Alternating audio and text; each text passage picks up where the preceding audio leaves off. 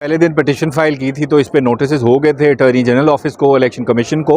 आज सारे मौजूद थे, आपने भी देखी हेयरिंग, उसमें दूसरी साइड से भी आर्गूमेंट्स हुए, हमने भी आर्गूमेंट्स किए। तो हमारा बेसिकली ये मुद्दा ये था, कंटेंशन ये थी कि इलेक्शन कमीशन ऑफ पाकिस्तान एक आज़ाद अदारे की तरह एक्ट करे। ऐसे ना लगे कि इंटरिम गवर्नमेंट जो है वो इलेक्शन कमीशन को बॉस कर रही है या उसको रूल करके अपने हिसाब से जो आरओज़ हैं, डीआरओज़ हैं वो अपॉइंट कर दें। क्योंकि आपने देखा है, एडमिटेड फैक्ट है, मैंने कोर्ट में भी बताया, हमारे प्राइम मिनिस्टर की स्टेटमेंट है कि fair elections without chairman Pakistan Tehreek Insaf Imran Khan हो सकते हैं। उसके अलावा यहाँ पे इंटरिम जो मिनिस्टर्स हैं उनकी स्टेटमेंट्स देख लें, ऐसे लगता है क्योंकि पर्सनल लेवल की दुश्मनी चल रही है पाकिस्तान तहरीक इंसाफ के साथ, इस तरह की स्टेटमेंट्स इशू की हैं। और जो इन्होंने लिस्ट दी है, मैंने वो भी कोर्ट में दिखाया कि अब लाहौर की जो रिटर्निंग ऑफिसर हैं, डिस्ट्रिक्ट रिटर्निंग ऑफिसर, वो राफिया हैदर साहिबा हैं, जो डिप्टी कमिश्नर हैं। ये वही राफिया हैदर साहिबा हैं जिन्होंने खदीजा शाह का MPO इशू किया। उसके अलावा इन्होंने रिकॉर्ड बनाया है पूरे पाकिस्तान में सबसे ज़्यादा MPOs इशू करने के। और हैरानगी की बात यह है कि ये सारे MPOs जो हैं वो इशू जो हुए हैं वो पाकिस्तान तहरीक इंसाफ के लीडर्स के ख़िलाफ़ हुए हैं या उनके सपोर्टर्स या उसके मेंबर्स के ख़िलाफ़ हुए हैं। तो बताएं कि ये पहली दफ़ा हो रहा है, आपको तारीख में देखने को मिल रहा है या ये पहले भी हो चुका है? आज मियाँ साहब की प्रेस कॉन्फ्रेंस भी उन्होंने की है, वो ये कहते हैं कि भाई मुझे क्यों निकाला, और उनके वही बयान है, उनको भी तो इस चीज़ों का सामना रहा है बाकी पार्टीज़ को। देखें, पाकिस्तान की पॉलिटिकल हिस्ट्री बिल्कुल इतनी अच्छी नहीं है, लेकिन अगर आप देखें जो इस वक्त हो रहा है वो पाकिस्तान में उसकी आपको नज़ीर नहीं मिलेगी।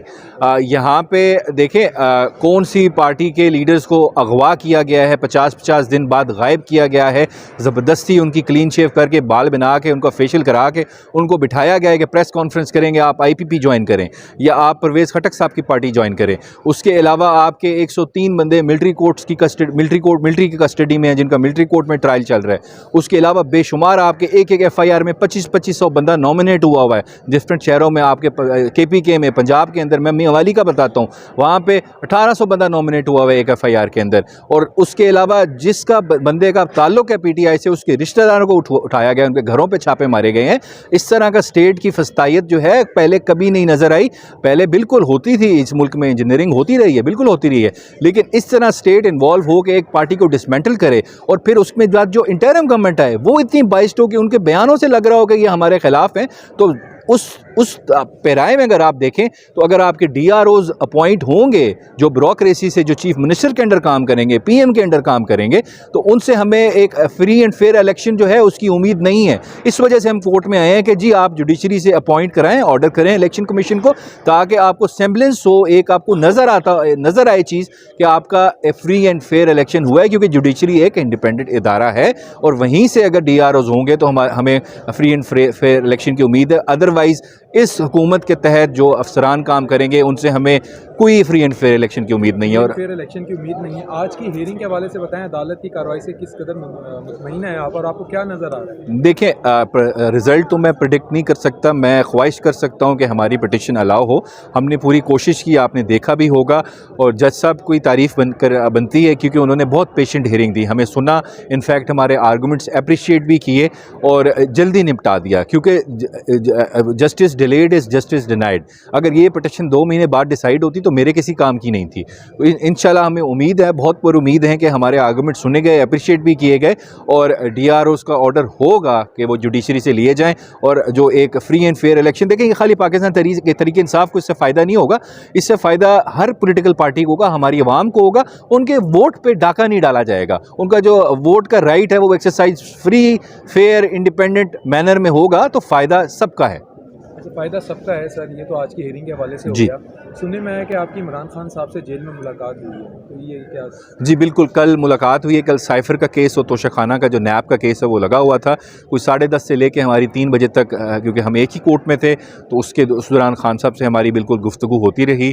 डिफरेंट इशूज़, लीगल इशूज़ हमने सारे उनसे डिस्कस किए। बाकी उन्होंने जो डायरेक्शंस देनी थी, देखें क्योंकि सुप्रीम लीडर तो पार्टी के वही हैं, चाहे लीगली एंटाइटलमेंट किसी और की हो जाए, लेकिन जो डिसीजन मेकर हैं उसमें खान साहब का मेजर रोल है और वही करेंगे, वही सुप्रीम लीडर हैं और उनमें उन्होंने काफ़ी उनका एक्टिव रोल है। आपने कहा कानूनी मुशावरत हुई साइफर के हवाले से और जी जी केसेस के हवाले से, साइफर का फर्द जुर्म आयद कर दी गई है जी। खान देखें, साहब पे। कल भी फ़र्द जुर्म आयद करने का कहा गया तो उसमें एक बहुत बड़ा ग्लिच ये था कि हमारी जो रिक्वेस्ट थी कि इस चीज़ को कवर मीडिया करे, मीडिया कवर करे, मतलब मीडिया की कंप्लीट एक्सेस हो कोर्ट रूम में। ये वाली फीलिंग ना आए कि कोर्ट को जेल अथॉरिटीज़ चला रही हैं। हमें ये नज़र आया कि जेल जो है वो जज साहब चला रहे हैं कोर्ट को।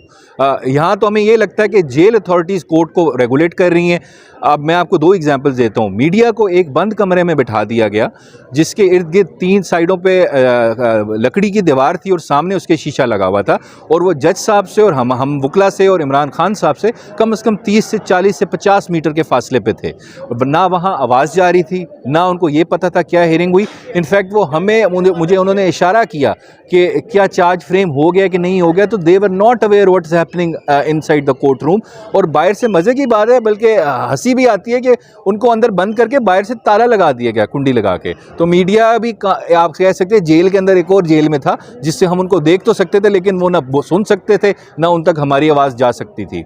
अच्छा सर, मीडिया जेल के अंदर जेल में था, ये तो आपने कह दिया। अब खान साहब का इलेक्शंस के हवाले से क्या बयान है? देखिए, इलेक्शन के बारे में खान साहब ने बड़ा क्लियरली कह दिया है, जो जुल्म हुआ है, जो फस्तायत हुई है, फाशिज़म की जो अनचेक्ड अब्यूज़ ऑफ पावर हुआ है स्टेट की तरफ से, इसका बदला आपने बैलेट बॉक्स में वोट के थ्रू लेना है। और कानूनी और आइनी तरीके से वही है, अपना राइट टू एक्सरसाइज करें, वोट ज़्यादा से ज़्यादा तो लोग निकलें घरों से बाहर, वोट डालें और इस फाशिज़म की एपिसोड को ख़त्म एक ही तरीका है करने का कि वोट दें आप। अच्छा सर, लास्ट क्वेश्चन। और दूसरा कि London plan was all about power and money, ये उन्होंने क्लियर मैसेज दिया। लंदन प्लान को एग्जीक्यूट किया गया है, ये सिर्फ ताकत और पैसे के लिए इसको डिज़ाइन किया गया था और इसको एग्जीक्यूट किया गया। सर खान साहब ने ये तो कह दिया London plan was about power and money, उन्होंने ये नहीं बताया कि इनमें कौन कौन शामिल था इस प्लान में। आप देखें, वो तो क्लियरली पहले काफ़ी दफ़ा बता चुके हैं मेरे ख्याल से, कि जिस तरह एक साइफ़र वाली पूरी